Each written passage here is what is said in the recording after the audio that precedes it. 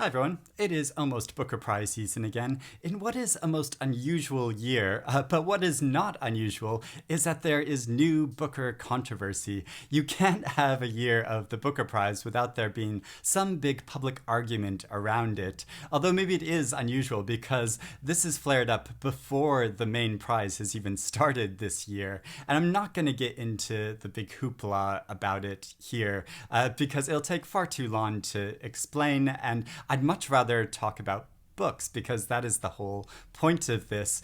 So I'll put links in the description below if you want to find out more information about it or if you have no idea what I'm talking about. But I will say that I think the Booker Prize made the right decision and it makes me proud to continue following the prize. I'd also like to note that last year's co-winner, Bernardine Evaristo, recently became the first female writer of color to top the UK paperback charts. That is awesome. It is long overdue, and it shows the power and influence of the Booker Prize. And I know it was a big controversy that Bernardine Evaristo was jointly awarded the prize with Margaret Atwood. And no disrespect to Margaret Atwood, because, you know, I hugely enjoyed and admired this novel as well. But I think in my heart, Bernardine Evaristo was the winner of the Booker Prize last year. And I don't think her co-winning it diminished how she's become an established international literary star in her own right. But anyway, enough about scandals. To continue, as in past years, I'm going to discuss some of my predictions and speculations about what might be listed for the prize this year. This is far from a comprehensive list, and I may have got some details wrong. If I did, I'm sorry about that. You can just politely point that out in the comments below. So 2 weeks from today, on July 28th, the Longlist will be announced, and then on September 15th, the Shortlist will be announced, and then on October 27th, the winner will be announced. At least that is the plan for the moment. As we all know, dates have become quite flexible this year as events unfold, so who knows if that is going to change or what's going to happen. The winner for the International Booker still hasn't been announced, even though it was supposed to be announced couple months ago. It's now due to be announced on August 26th. I'll put a link to my video about the International Prize shortlist below if you haven't seen it, and if you haven't been reading these novels and translations, I'd highly recommend you check them out because they are fantastic. Now, I know I always sound overexcited about the prize, but based on the judges for this year's award, I am so curious to see what they pick because it's a really interesting mix. So you have Lee Child, who's the author of a hugely popular thriller crime series. There's Lem Sisse, who's a playwright, poet, and memoirist, who's very highly acclaimed. There's Samir Rahim, who's a literary journalist and author, whose novel I keep meaning to read.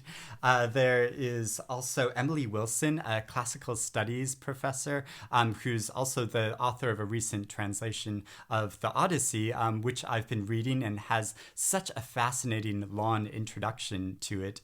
And then there's also the chair of judges, Margaret Busby, who's a highly respected publisher, who is the first Black female publisher in the UK and who edited a very influential anthology called Daughters of Africa in the 1990s. And then just last year, she published this new anthology of over 200 writers called New Daughters of Africa. So it's a really interesting mix of judges, and I'm so curious to see what books they select. I don't want to toot my own horn, but in the video I made before the Longlist announcement last year, I did discuss 5 of the 6 novels which ended up being on the shortlist for the prize, as well as many of the long-listed novels. And yes, I did discuss many books in that video, but I hope this gives me some credibility.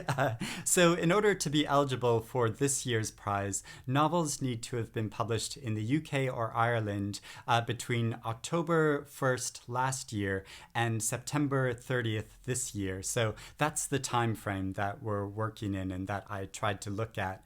So the books I'm talking about, first I'm going to talk about a group of books that I have read and I'm really hoping that might be on the prize list this year. So to start with, there is The Water Dancer by Ta-Nehisi Coates, about a man born in bondage who has an incredible power. This was an Oprah's Book Club choice and it was first published here earlier this year. There's Actress by Anne Enright, about a daughter writing about her very famous mother and her mother's sort of downfall. Really moving story, and I love Enright's writing, and obviously she was a former Booker Prize winner. There is That Reminds Me by Derek Owusu, which was published at the end of last year and is about a young man's coming of age in London and his struggles with mental health issues. And this recently won the Desmond Elliott Award, which awards debut novelists. There's The Vanishing Half by Brit, Bennett, a story of two twin sisters who go on to live very different lives in a racially divided America.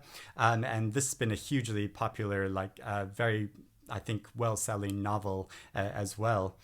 There's Night, Sleep, Death, the Stars by Joyce Carol Oates, obviously a personal favorite of mine, about a family struggling with grief and about prejudice. There is Pew by Catherine Lacey, about an anonymous adolescent who arrives in a town and the townspeople aren't able to decipher this child's age or race or gender even, and this causes a lot of concerns and disgruntlement in the town. There is Conjure Women by Afia Atakora, about three different women in the years immediately preceding and after the Civil War in America. There is Hamnet by Maggie O'Farrell, about the death in a plague of Shakespeare's son and about how this affected him and his wife and his family and their process of grief. A novel that I really admired and enjoyed, but didn't love quite as much as some other people, but obviously I wouldn't be that surprised if it appeared on the list.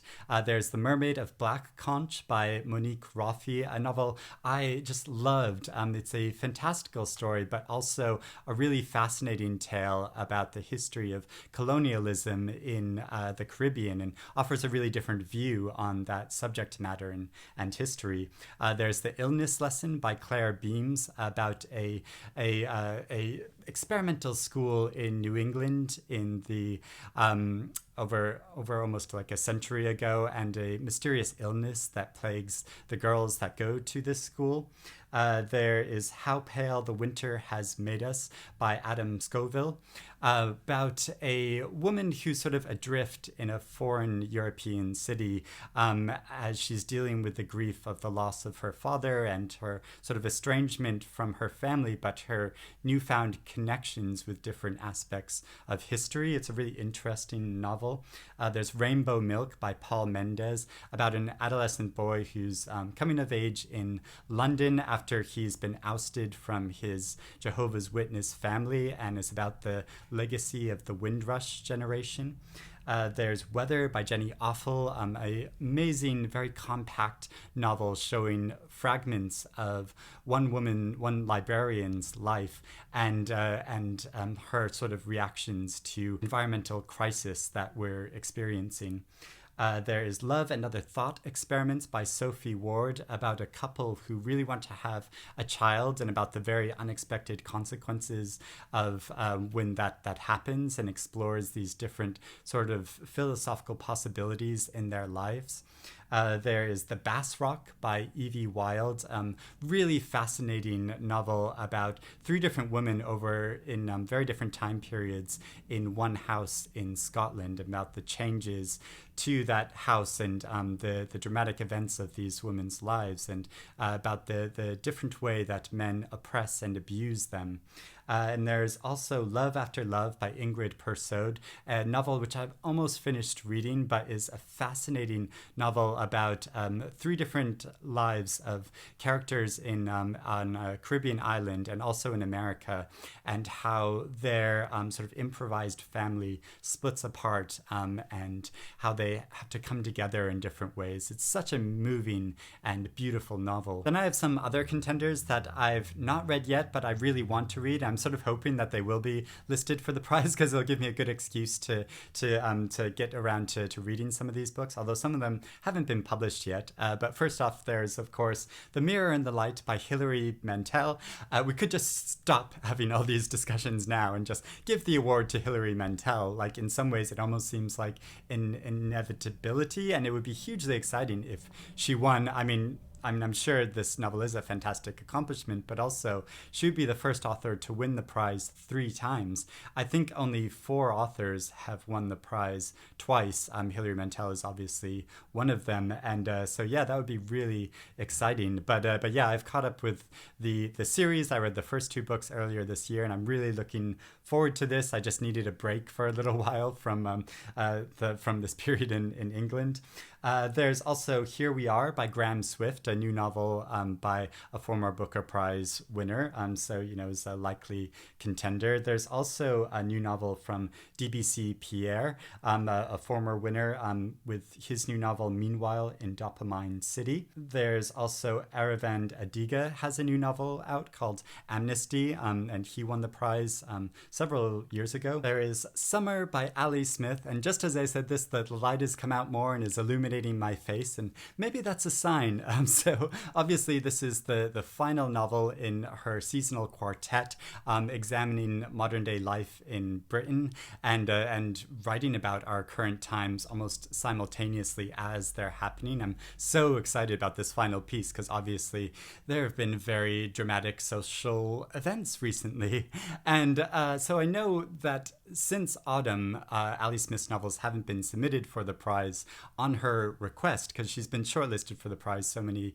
times. And I think she's found it very draining to go through the whole process of being shortlisted. But I'm sort of hoping that this final novel will be submitted, and I know we shouldn't award the prize for a sort of accumulation of literary works, but I think she almost deserves it for, or at least deserves to get listed for this amazing series that she's created over time. But I don't know, time will tell. The Shadow King by MAAZA MENGISTE, which is a novel which has been really well acclaimed and that I keep meaning to read. PIRANESI by Susanna Clarke, a new novel by the author of Jonathan Strange and Mr. Norrell. And I know she published some other books since then, but I think this is supposed to be really great. I've heard excellent things about it. There's Must I Go by Yi-Yun Lee, a new novel by author that I hugely admire, and I think she's become one of my favorite new writers over the past few years. A Lover's Discourse by Zilu Gao, who was a former judge on the prize, and I've read some of her work before, which is really excellent. Rose Tremaine has a new novel which is coming out in the next couple of months before the deadline of the prize, that is called Islands of Mercy. Marilyn Robinson has a new novel called Jack, which is the 4th, again, there's another 4th in the sort of series of novels, which I'm so fascinated to read because the previous book in this series, the 3rd book, I just absolutely loved. Lila, that novel is incredible, I think, and I want to go back and reread them before reading this new novel by her. There's Afterlives by Abdul Razak Gurnah, a really fascinating writer. I read a novel of his a number of years ago, and I feel like he's one of these writers that hasn't ever become that well known, but he really deserves to be because he's really fascinating. Edmund White has a new novel out called A Saint from Texas, and I love his writing. I'm always very excited by his new novels. He was actually a judge on the Booker Prize many, many years ago, so it'd be really exciting if he was listed for the prize. There's You People by Nikita Lawani, which I've heard such great things about, and I just bought a copy of recently when I first went out to to bookshops again. Deacon King Khan by James McBride, the new Oprah's Book Club choice. And I think this hasn't got much attention in the UK so far, so it'd be really interesting if this was nominated for the prize. Correspondence by Tim Murphy, really interesting author that I've not read before, but I keep meaning to, so I'd be really curious to read that. The Pull of the Stars by Emma Donoghue. I love her writing. All of her books that I've read before, I've hugely enjoyed. She's really prolific, really interesting writer. Rest and Be Thankful by Emma Glass. So this is the second novel. Her debut novel, Peach, was so fascinating, really different, structured sort of novel, kind of absurdist, and I've heard great things about this new novel by her. Gin Patrol on the Purple Line by Deepna Annapara, which was longlisted for the Women's Prize this year, and I've still not read, but I've heard such great things about. There's also Dominicana by Angie Cruz, which is on the shortlist for this year's Women's Prize. There's Tessa Moshfegh has a new novel out called Death in Her Hands, and I'm always really interested in her writing, her very dark writing. A Paragon by Colum McCann. I'm sort of annoyed with myself that I haven't read this novel yet, because I've heard so many amazing things about it, and I have high expectations that it will probably appear on this year's long list, and I'd really want to get to reading that. David Mitchell has a new novel out, Utopia Avenue, which is, I think, coming out this week or next week or very, very soon. So that's really exciting. The Liar's Dictionary by Ellie Williams, who's a really fascinating writer. Strange Flowers by Donald Ryan, who was listed for the prize. It wasn't last year, was it? It was the year before. And I think he is such an amazing writer, like one of the greatest Irish writers working today. And that's heavy competition because there's so many great Irish writers working today. The Year Without Summer by Guinevere Glassford, really interesting sounding book about a huge global crisis when a volcano erupted hundreds of years ago, and sort of the fallout of that. Gathering Evidence by Martin McInnes, a really interesting, I would say, sort of experimental writer. There's The Mercies by Karen Millwood Hargrave, a novel I keep meaning to read. That sounds so good. Alexandria by Paul Kingsnorth, really another very inventive writer. And and this novel is set far in the future and sounds really fascinating. I think his books roughly form a trilogy as well. At least somebody commented that to me, and that's quite interesting. Sophie McIntosh, a former longlisted writer for the prize, has a new novel out called Blue Ticket.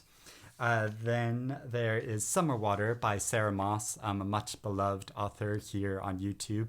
And I'm so excited to read this new novel of hers that I think comes out in the next month or so that'll be exciting. And then I have a list of recent novels which I think are possibilities for the prize, but I'm not hugely confident about, but I just want to throw them out there because why not? The more the merrier, just to give you a more general idea of what might be listed for the prize. So Hanif Qureshi has a new novel out called What Happened. Area by Nazine Hozar. You Let Me In by Camilla Bruce. As You Were by Elaine Feeney. This Lovely City by Louise Hare, which is a debut novel. The Thing Is by Christopher Potter, a really fascinating sounding novel. Homeland Elegies by AKHTAR. Dance Prone by David Coventry. Against the Loveless World by Susan Abdulwala. Monogamy by Sue Miller. If I Had Your Face by Francis Cha. Burnt Sugar by Avni Doshi. The Diver's Game by Jesse Ball. Stillicide by Cynan Jones.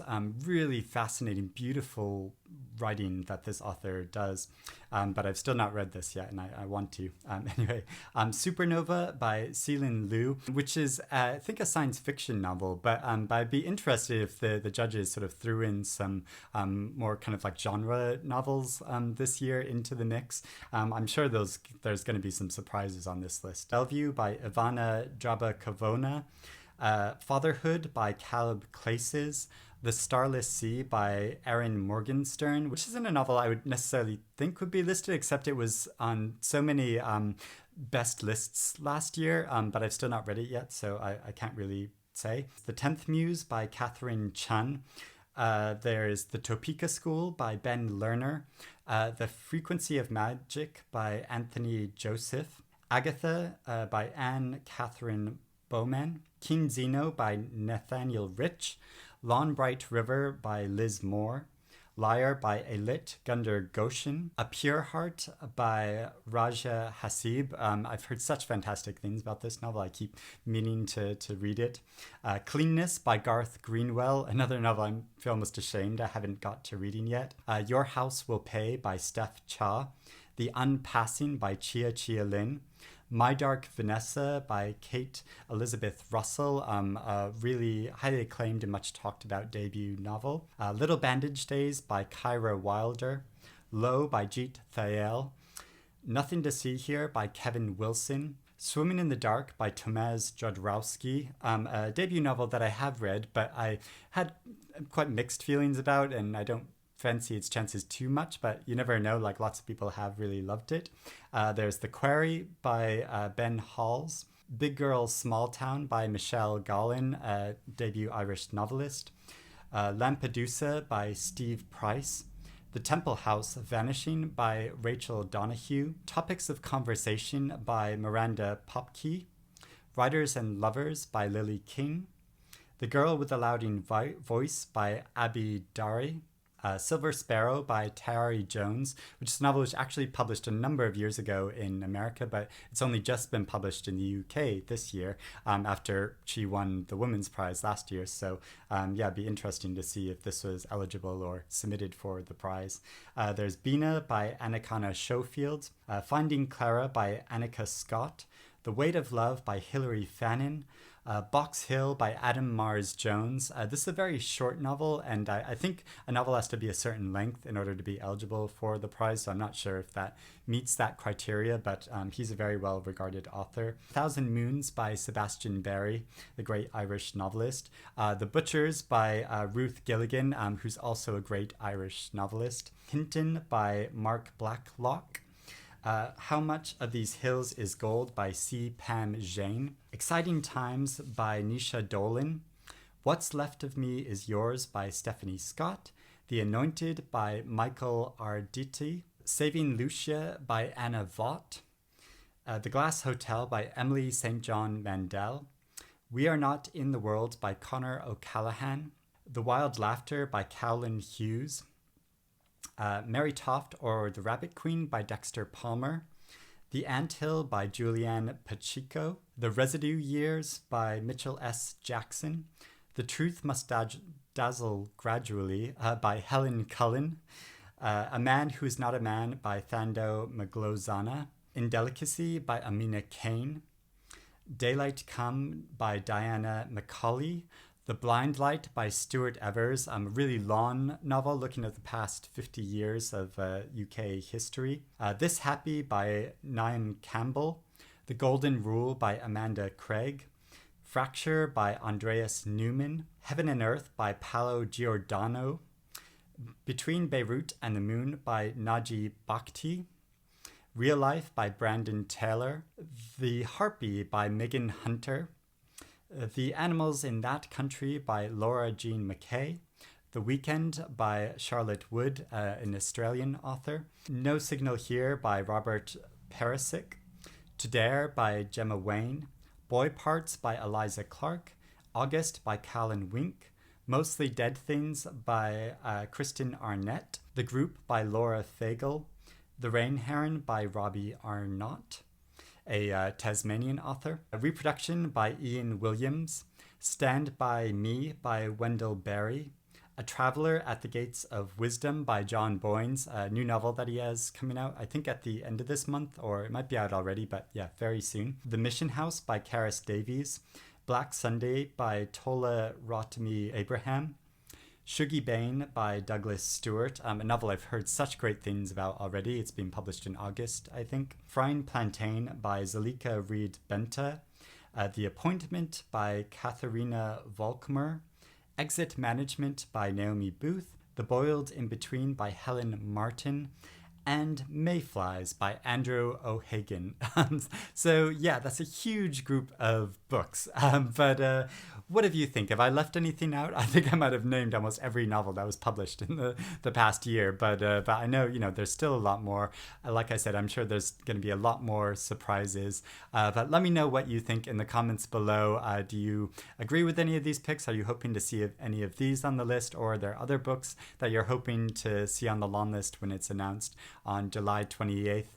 I guess we'll see when the list comes out in that time. It'll be really exciting to find out what we're going to be discussing and reading for the prize this year. And like I talked about recently, I'm being a judge on the Costa Book Awards this year, so I don't know how much time I'm going to have this summer to follow along and read along with the prize, but I will at least try to follow along with it and and talk about it, and because it's really exciting to have all the discussion around the book prize as well as all of the debate and controversy and scandal around it. So yeah, I'll speak to you again soon. Thank you for watching, and yeah, happy reading, everyone. Bye.